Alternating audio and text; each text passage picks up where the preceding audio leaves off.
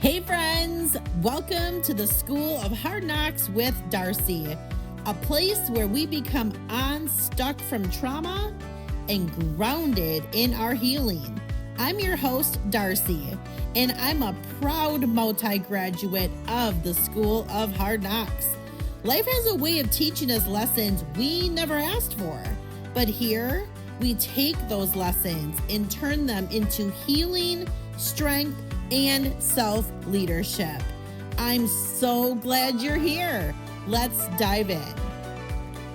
Just a quick reminder. This podcast shares personal stories and lived experiences. It's not therapy. It's not counseling or legal advice. If you need professional help, please reach out to a licensed provider. Hey, School of Hard Knocks, welcome back. Class is in session. I am here with a guest for my rebuilt blooming season. This is Jess Marie. Hi, Jess. How are you? Hello, I am doing wonderful. How are you today? Awesome. So glad to have you here on the School of Hard Knocks. Yes, I'm so excited to be here. Thank you so much. Absolutely. Well, let me introduce you guys to Jess. She is a mom, podcaster, motivational speaker, author, life coach, and grief coach. She uses her platform to help others not feel alone in whatever they may be going through, and also lets others know they can get through whatever challenging experiences they are dealing with. Well, that is definitely what we talk about here on the School of Hard Knocks. So that's awesome. Yes, I guess I'm in the right place today, right? I guess so. Well, we've all walked the School of Hard Knocks. That's why most of us meet up here at this school. So take me back a little bit and tell me what has happened to get Jess to this wonderful moment that she's in now. So, how much time do we have? Because there's a lot. As long as you need. I'll try to sum it up in, I'll give the Cliff Notes version. Throughout the course of my life, I have been diagnosed with depression, anxiety. I struggled with an eating disorder for many years. I have been in an abusive relationship. And most recently, one of the big struggles and hurdles that I have had to work through, and still am working through as we speak right now, is the sudden passing away of my younger sister. So there has been a lot that has happened in my life that I have had to work through, figure out, teach myself coping skills, learn coping skills from other people, and, push through. And then now where I am in life, I'm using what I have gone through to help other people who have gone through similar things that I have gone through. Yeah, and that's why the School of Hard Knocks was created. I mean, because I have what I call compound trauma. I mean, my first traumatic memory starts at 4, all the way up until 7 months ago. And I am so sorry for the loss of your sister. I am also grieving the loss of my dad, and he passed away 7 months ago. So, we're kind of in that same journey. I don't know where you are, but it's definitely the most difficult thing I've ever experienced in my entire life. I'm very blessed with the fact that I had already been working on my own self-healing 3 months before my dad passed away, because I feel like I would have went down a very dark path otherwise. Yeah, I want to say I'm sorry for your loss as well. Thank you. And I do agree. I thought that many times throughout. I mean, my sister passed away in August of 2024, so it's not quite 2 years. But I did think that many times. Like, I'm so glad that I did the work that I did before all of this happened, and that I did a lot of healing and growing and learning. And I don't think that I would have been able to get through it the way that I did had I not had all of those tools in my toolbox. And I mean, don't get me wrong, every day is not easy. There are still struggles and challenges and really, really, really hard days. I'm at a point now where I have had, I have more good days than bad days, but those bad days do still come. They're still here. They don't go away. So I am also very grateful for, the people in my life who have supported me, but also the tools that I have within myself to be able to cope with life in general. And then, all these other curveballs that get thrown at you while you're living too. Yeah, I mean, and that's why I created the trauma toolbox, right? Mm-hmm. Because this is a really great way to cope with things that we previously went through, but to have immediate tools to be able to grab for on the daily. When Right. something gets reactivated, when something new happens, I mean, our Mm-hmm. lives are shifting all of the time. So if we don't arm ourselves with devices, ways, things that we're able to utilize, tools, Mm-hmm. it's going to be a really hard go. And it's unfortunate because I didn't figure this out until I was 45. So it was a really long time of walking through bouts of hell and just feeling, well, this is what it is. And I'm just going to stay down and let life kick me around. And then 45, I was like, yeah, wait, no, I have been down a lot. And this is Yeah. not cool. I need to figure out how to stand up quicker, how to fight harder, how to love Mm-hmm. myself so that I can look at these as just a moment. It's Yeah. not the duration of my life. It's simply a moment. So that's what I love teaching. Take me back to your relationship. Is that the first hard walk, or did you have other things going on before that had happened? Um, I think the relationship, my most recent relationship was the hardest of relationships that I had had.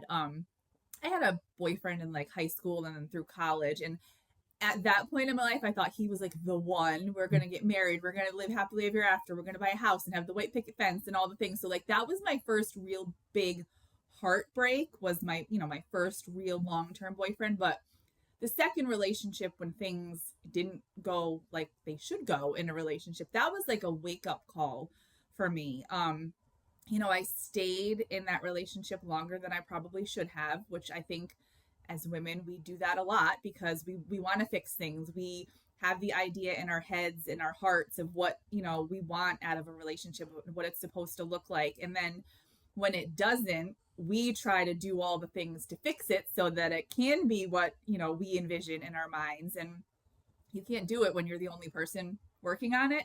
So, but I will say that in that experience, and I talk about this sometimes on other podcasts when this is the topic of conversation about like going back and changing things. I don't think I would change anything because what I learned from that experience, I needed to learn, and it got me to where I am now. So, all of those experiences that have happened in my past, the good ones and the bad ones, all have taught me things that help me be the version of me that I am right now in this moment. Right. And I love that you say that. And I always have to point this out because I feel like God has been introducing me to the perfect people to align me with, right? Mm-hmm. And I can always tell when I'm speaking with somebody who's truly grounded in their healing, somebody who's 1 foot in, 1 foot out, somebody Uh-huh. who's not ready. Yep. So when you're saying things like that, that's exactly where I am. That's the grounding of it.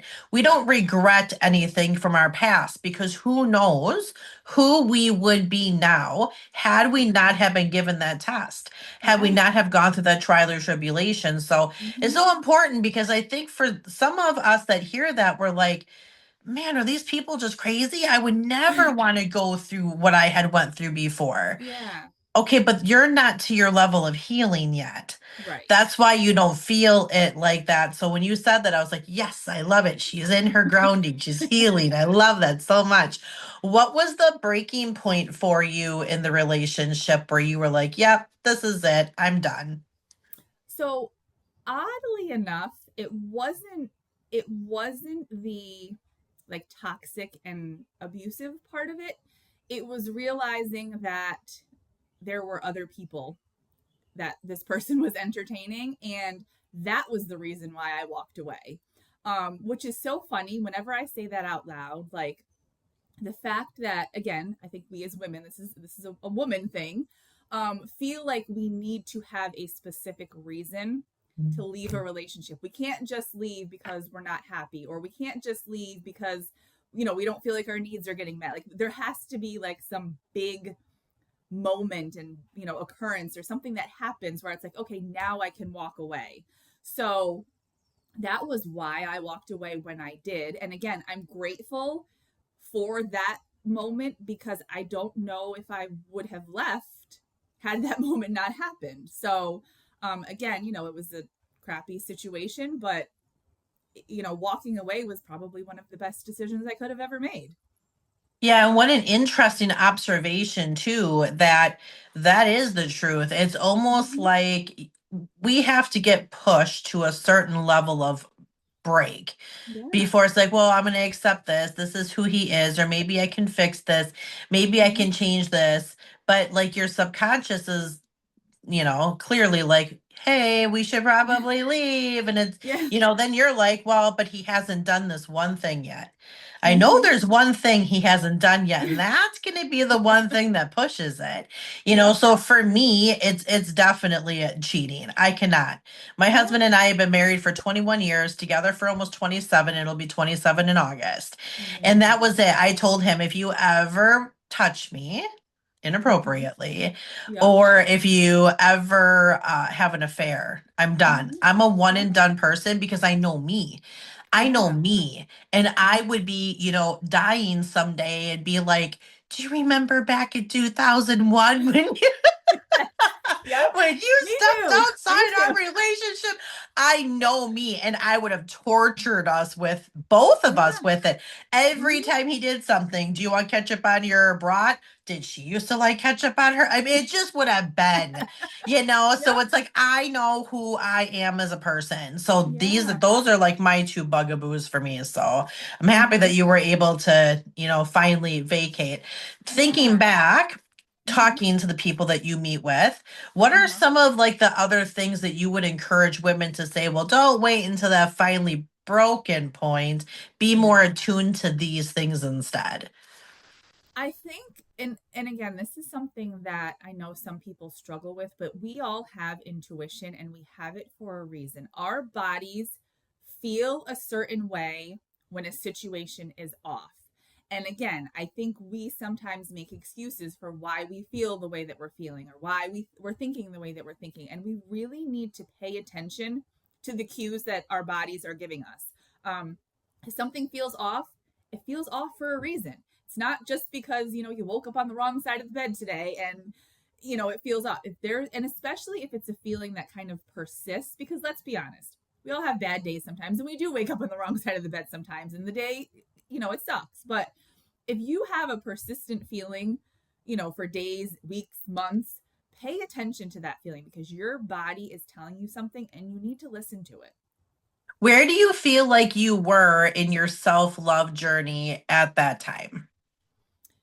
At that particular moment, I think I was still very early on in my self love moment. It wasn't until after I left that relationship that things kind of took off for me. I started putting myself first, which was not something I had done in a very long time. And amazing things started happening when I was focusing on me and what I wanted and what I needed instead of focusing on another person and what they needed and what they wanted. Yeah, I love that. That self love journey, it's a trip, literally. I Mm-hmm. mean, for me, 11 months, I've only been in my healing journey. Mm-hmm. And one of the biggest things that I realized is because people ask me now, well, how do you start self-loving yourself? And Mm-hmm. for me, I was like, well, I don't know. I just started to be more in tune with things, but it was bigger than that. It was Yeah. taking accountability for my own shit. Mm-hmm. Just taking accountability for Yeah. it, period. Like, I'm staying stuck here because it's comfortable here. Yep. I'm staying stuck here because I'm afraid of what's on the other side, or what does the Mm-hmm. healed version of me look like, or Yeah. is that going to push me way more out of my comfort zone to be like, well, you can't keep blaming this for why you keep doing this. That Mm-hmm. accountability part is so huge, but that's exactly what happens is when you start loving yourself. So many Mm-hmm. women in particular think it's so selfish. Like, Yeah. how dare I love myself? Like, my Mm-hmm. kids come first, my spouse, everybody comes first. But Right. what people don't think about or consider is the more that we are loving ourselves, that overflow is impacting everybody. And Yes. it's impacting them from such a beautiful place of Mm-hmm. purity and realness, not the Yeah. forced ability to do things. Every woman Definitely. has a superwoman cape, and we force ourselves to do more stuff than what we need to force ourselves to do. It's ridiculous. Uh-huh. It is. Yeah, removing the superwoman cape is actually one of the things that we do in my workshop because Okay. we're done. Like, we're done Yeah. doing that. That does not serve us in any type of fashion. Yeah. So, where now you're here in the self love journey, Hmm. then you had to walk through your sister passing away. Tell me a Yes. little bit about that journey. So that has been the most difficult journey I have had to walk through. I've lost other people in my life before, grandparents have passed away, other relatives, close friends of mine. I've experienced loss. I've experienced grieving before. But those other people that I lost, they were elderly, they were sick. It made sense more than just my younger sister, who was 7 years younger than me, going to sleep one day and then not waking up the next. So it was a huge shock to my life. She was my only sibling. So now here I am. I'm still a big sister, but like essentially I'm an only child again after having her here on earth with me for 36 years. And I not only lost her, but I lost the version of who I was before she passed away. So it was this weird dynamic, and still is even now, of losing her and needing to learn how to live life without my sister, but then also needing to learn who this new version of me is, because I didn't recognize myself. And in the very beginning, I just pushed through. I got up every day. I did what I needed to do. I was a mom. I went to work. I did all the things that I needed to do, because life doesn't stop when someone passes away. And things still needed to get taken care of. Like, I still needed to pay for my mortgage and put groceries in the house and things like that. So, but initially, I think I was so worried about everybody else. I wasn't worried about me. I was taking care of everybody else and their feelings, and showing up for the things and people and places that I knew I needed to show up for, and I was neglecting myself. And it wasn't until something happened where it was kind of brought to my attention by someone else, like, you're not yourself right now, Jessica. And I knew I wasn't, but I didn't know what to do or how to address it. I'm not the type of person who likes to ask for help. I'm better at it now the older I've gotten, but it's still difficult for me. So like I don't think I would have said, you know what, you're right. I need to take a step back. I need to sit down. I need to rest and focus on myself. Had someone else not been like, Jessica, I think you need to do this. And I'm glad that they did, because I did need to sit down and take a break. And I actually, the fall of this past year, I took some time off from work. I was off work for about 2 months, and I did some more work on myself. I gave myself like this little 30-day healing journey that I did. Every day I woke up, I gave myself a task, and at the end of the day, I journaled about it, and I really focused on me.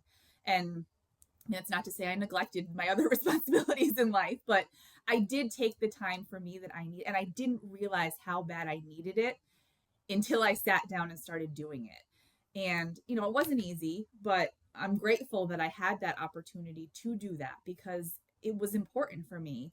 And again, I'm still learning who this new version of me is. And I know that, there's parts of the old Jessica still here, but I'm also different. I'm very different. I look at the world differently than I did before. Things that, may have really bothered me before my sister passed away, I don't make a big deal out of them now. I try to take advantage of the time that I have with my friends and my family, because it's precious, and you really don't know when that last moment is going to be. So, there are lots of lessons and lots of things that I learned and still am learning. And I'm probably going to continue to learn as I, move through this grief journey. Yeah, and the cool thing is, the more that you push and you start loving yourself, the more that you're open to receiving all of the other things that you would have swatted away like a mosquito before, because it's not always so much a pride thing, like, oh, I can do everything on myself. It's scary. Yeah. It's scary to ask for help. It's scary to allow people in. I hated asking for help. Yep. Oh my gosh, that was like the worst thing ever. But when my husband and I took care of my dad, when he came home from brain rehab, I had no choice but to start asking. Yeah. Well, somebody is sit here with dad so Eric and I can take like even a 45-minute break. I Right. mean, we cared for him 24 hours a day, and I loved my dad dearly, and I would have done it for the rest of my life. I actually would joke and say, Dad, you're going to live so long. I'm going to have to hire a caregiver to take care of both of us. And I'm totally okay with that because I just love that man so much.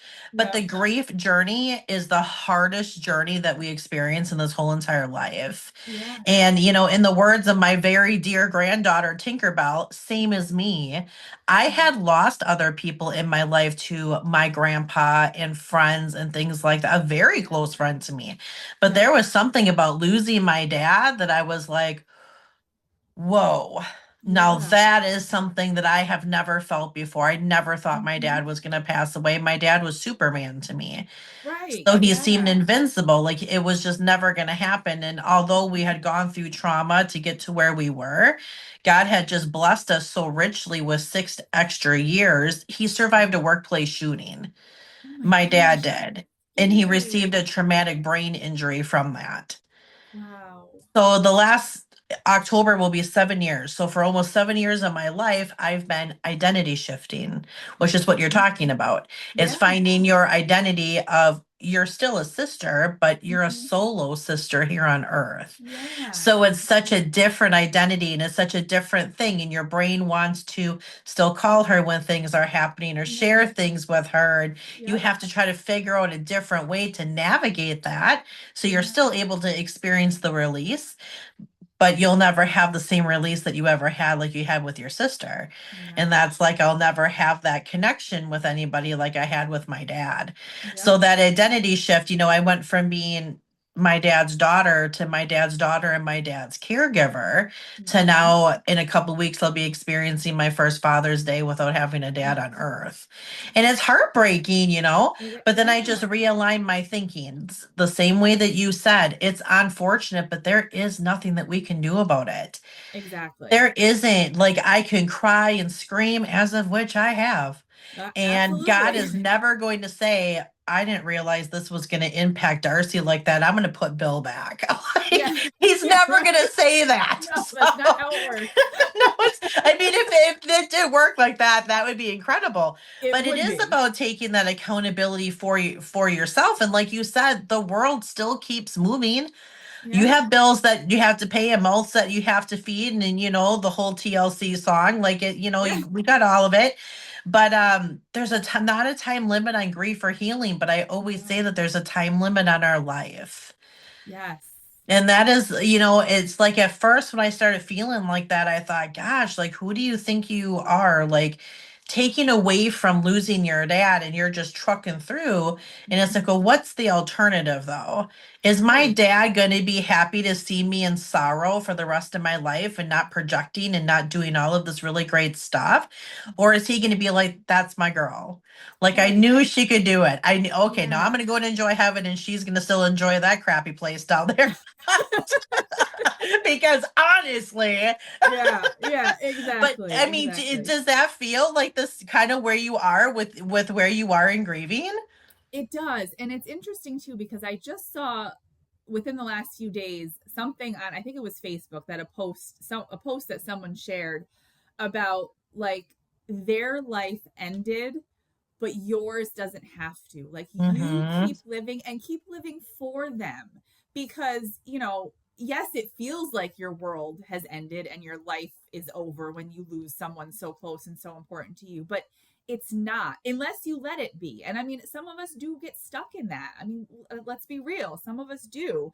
And that's the reality, because grieving is different for everybody. Mm-hmm. And not everybody can dig themselves out of that hole the way that, people like you and I can. Mm-hmm. And it's because we did the work. It's because we did, the healing and the learning and the growing, but it's a choice at the end of the day too. And you can choose to stay stuck in the grief and be sad and miserable and angry. And don't get me wrong, all of those are valid feelings to feel. I'm not saying don't feel any of them, because they're normal. They're part of feeling grief. But you can't stay stuck in them, because then you do lose your life and the beauty that you still have here.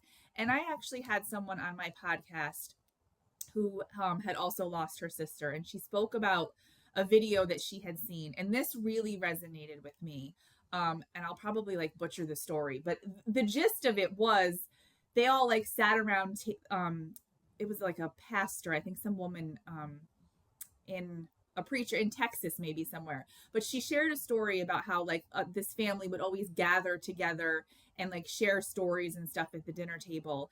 And someone said something at the dinner table the one night about like we lost so and so, whoever it was that they were talking about, and like it got real quiet. But they were the point that they were trying to make is that missing that person and being solely focused on what you're missing makes you miss out on what you have here right now. And you can still focus on what you have here and be grateful for what you have here. And it doesn't take away from, you know, you missing the person or loving the person or all of a sudden mean you're not grieving that person anymore. So I thought that was a beautiful reminder too. And in my really difficult moments, I try to remember things like that, because I am still going to feel crappy some days. I am going to miss my sister more days, you know, than others, but I can still be happy and enjoy the good and not miss out on all of the amazing things that are still happening right here, right now. Yeah, I mean, that's such a beautiful reminder. I just coached on that within the last 2 weeks that pain and grief and hurt can live in the same container as Yeah. happiness and joy and peace. It doesn't Yep. mean that because I'm happy, it doesn't mean that I didn't love my dad or that I'm happy that he Right. passed away. In Yeah. fact, my dad passed away on a Tuesday. And when Mm. I woke up on Friday, I woke up having this dream of like one of those guns that you see at a marathon race. Uh-huh. And it was like it shot off, and I could hear my dad going, run, like run into your life, go get it, Oh, I all of the just got things, run, run, chills. run, run. Because for how long my dad had watched my husband and I sacrifice our Mm-hmm. time and things that we wanted to do for his safety and for his better good. He was like, listen, it's been 3 days, get the heck out of here. I Right. go. Like, now's your time. Go. I'm in the best place ever. Like, don't wait. Like you said, don't waste your life. And that Yeah. is so not a selfish thing. At the end of the Mm-hmm. day, none of us make it out of here. We're all hopefully going to, Right. the same incredible place. Hopefully Yes. not all of us, but some of Oh, us yeah. are. Yeah. But I mean, that's the ultimate goal. Some go before us, some go after us. It's just, Mm-hmm. it's the reality. And grief doesn't get talked about enough to where Mm. people hear this when I say things like, there is no time limit on healing or grief, but there's a time limit on your life. And it hits them like in the gut at first, like, oh, ow, that like Yeah. kind of hurt a little bit. It only hurt a little bit because you got to take accountability of why you're choosing to stay stuck where you are. Yes.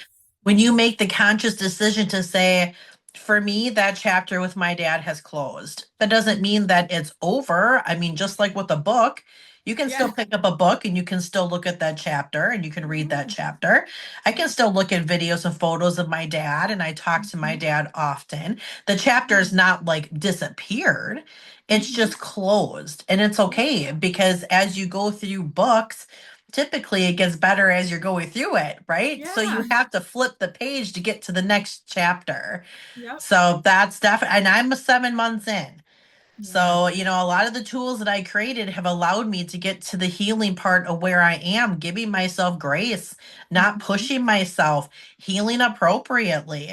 I Yeah. mean, we push ourselves like just get to work or don't think about it. You're gonna think about it, friend. Like that's just Yeah. what it Yes. is. Yes. And even when you're not thinking about it, something is going to happen randomly, and maybe even nothing happens, and all of a sudden you are thinking about it again. So like there's no getting away from it. But like we've been saying throughout this conversation, it's a choice that you am I going to let it hold me back? Am I going to let it stop me from seeing the beauty and experiencing life, or am I going to honor it and continue to live? And that's the biggest piece of healing through it appropriately. Mm-hmm. So tell me a little bit about what you do, because you're doing the same stuff almost as I am, as far Mhm. as being able to coach and help people through lived experiences, which Yeah. that's my favorite thing ever. No Mhm. shade against people who go and get textbook stuff. My NLP is textbook, my, Uh-huh. success coach is textbook, but Yep. having lived experience, I have found helps people connect with me better Oh, yeah. because you have that understanding. So tell Yep. me about what you're doing and how you're helping people. I just want to say I love what you said about no shade to the people who use the textbook, because Yes. I literally say the same thing all the time. I mean, I'm not bashing education. I'm Mm-mm. not bashing certificates and degrees. I have, my master's degree, so like nothing like that. But I do think there is something about working with someone who has been through something that you have been through, because they do get it. They understand. It's not somebody who just read something in a book and they're like, well, this is what the book says. This is how we should do it. I'm sharing things with people because of my experiences. This is what helped me. Maybe it'll help you too. And if it doesn't, that's okay. But here's some other ideas that maybe you haven't thought of, or maybe you haven't tried, or you're afraid to try. So, my big thing, I have a few things. One of them is self love, because I do think that it's really, really important we love ourselves, the good, the bad, and everything in between, because that's what makes us the amazing humans that we are. So, that's the first thing. My second thing is mindset. I'm really big on mindset. And that was something that, again, I worked on for a long time. I still have to work on it now. It's not done and over with, but shifting the way you look at situations and the way you look at how you're living in the world and how you're showing up in the world. And I'm also really big on gratitude practices.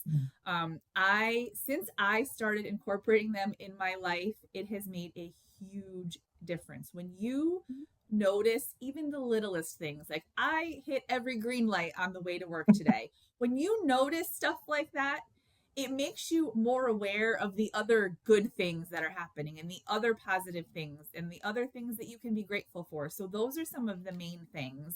And then as far as like the grief coaching stuff, that is, I will work with anyone who's grieving, but again, specifically because I have experienced the loss of a sibling, I am more drawn to work with someone else who has lost a sibling, just because we get it, we understand. Grief is grief, but it's also different depending on your loss. So like I said, I will work with anybody, but the sibling stuff is really important to me, because like you said earlier, we don't talk about grief nearly enough. We all experience it in life in various forms, not just when someone passes away, when we lose a job, a friendship, a romantic relationship, if we move, just the version of our lives that we thought we were going to have and we don't have. So grief is a part of our lives in many different ways. So I think it's really important to talk about grief, to learn how to support other people who are grieving. But more specifically, I think sibling loss is not something that we talk about enough either. And I didn't realize that until my sister passed away. So I want to help others. I want them to know that they're not alone. I understand. And, we can be here for each other. We can get through it together. And the thoughts, feelings, whatever it is, aren't weird. They're normal. They're part of it. And, we're going to get through it. Yeah, I love that too, because I have a brother who is a recovering addict. He's been sober now for almost 3 years, which, yay, we always Yeah. celebrate him here on my Yes. podcast because it's incredible. Awesome. But he goes to like AA meetings. So when we first started talking about this was before I was in my self-love journey. And Yeah. so he'd say, well, the first step to like recovery is admitting that there's a problem. Well, now that I've gotten into self-love, I'm like, I want to rewrite that. Because I think the first step is actually loving yourself. Because Yeah. it really does not matter. I say this all the time. I could walk into anybody's house and find at least 3 self-help, DIY, help me type of books. Yeah. And that's great. Awesome. Keep Mhm. doing that, because positivity attracts positivity. Yes. The issue though is if you're not loving yourself, you're not going to apply any of those tools. Exactly. So many of us wonder, well, why do I fall off when I'm trying to do this or do this or do this? Well, because you don't love yourself. And that's not like a mean thing to say, Right. but that's why. Because when you love yourself, you start treating your body like a temple.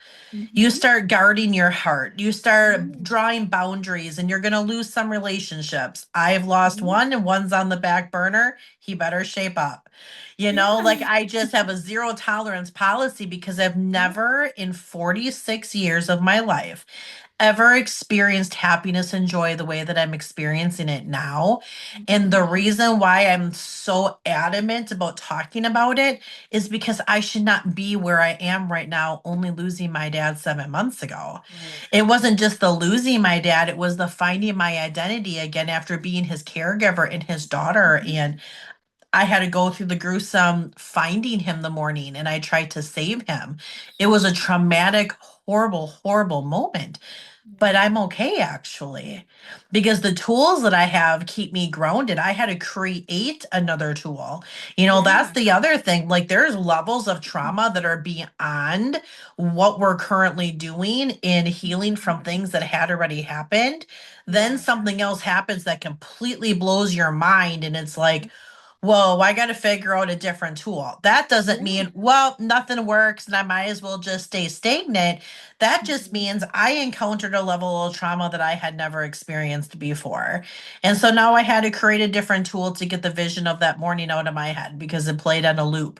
Right. Yeah. So my Yeah. newest tool was replacing it with movie scenes that I like. Oh, So, like yeah. Beverly Hills Cop with Axel Foley. There's that part where those two cops pull up and he's like, "What are you guys, the second team?" And the other cop's like, "No, we're the first team and we're not going to fall for the banana in the tailpipe trick either." And then Eddie mocks him back. That is so funny to me. Or like my favorite Yep. movie is Pretty Woman. So Oh, I I can love pull that. out all different scenes. Well, now I'm not thinking about that morning and what happened with my dad. Mm-hmm. Now I Yeah. just changed the whole scary movie inside of my mind over to an actual vision. So I Yeah. had tried all of my other tools that I had, and it was like, nope, that was so strong and so vivid.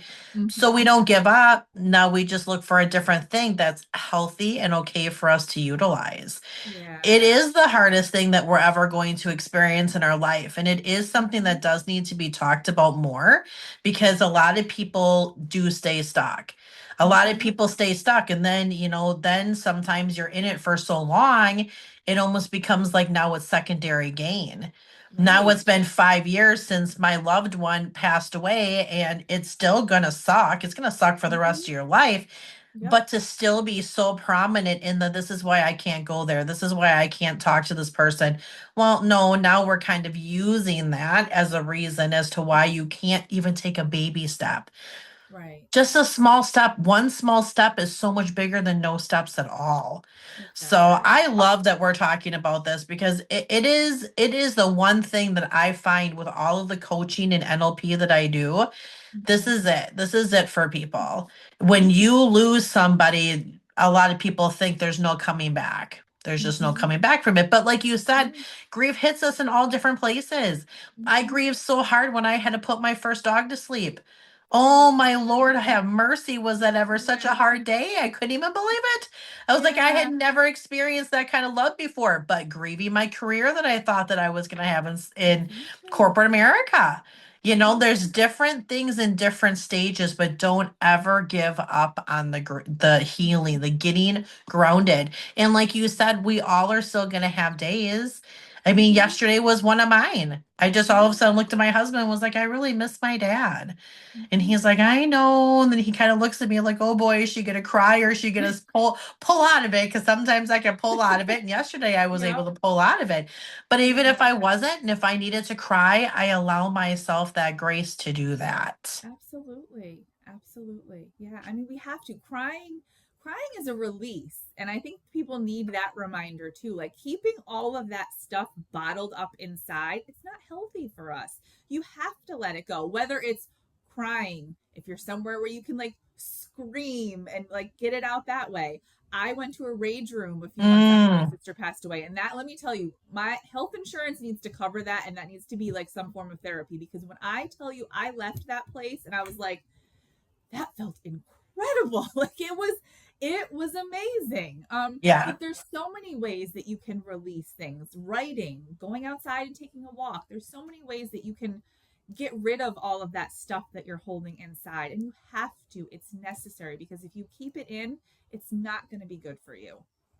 Yeah, for real. If you've never tried smashing stuff before, I realized this probably like, oh my gosh, almost a decade ago already. Mm-hmm. Like my husband and I were just having an argument and I just was done with the whole entire thing and I shouldn't have done it, but whatever, here we are. We were not a healed girl then.